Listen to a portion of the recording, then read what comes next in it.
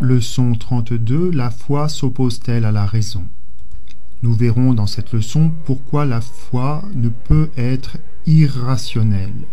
Dans la leçon 33, nous verrons quelles vérités de foi sont rationnelles, et dans la leçon 34, quelles vérités de foi sont suprarationnelles ou surrationnelles, plus précisément les mystères de la foi.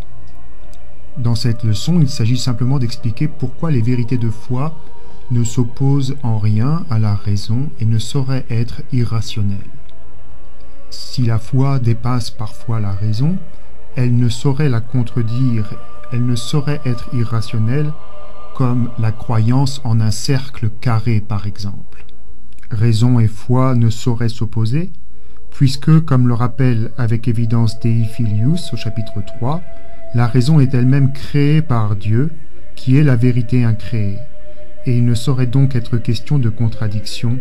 Au contraire, la vérité incréée a volontairement formé et informé la raison pour qu'elle puisse l'accueillir et s'y accomplir.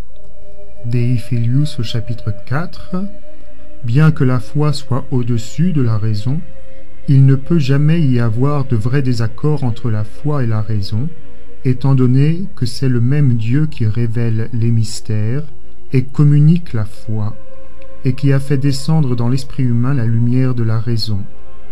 Dieu ne pourrait se nier lui-même, ni le vrai jamais contredire le vrai. Ainsi, la raison humaine, créée par Dieu comme tout l'homme, et les vérités de foi révélées par Dieu ont la même cause, Dieu, et ne pourraient se contredire.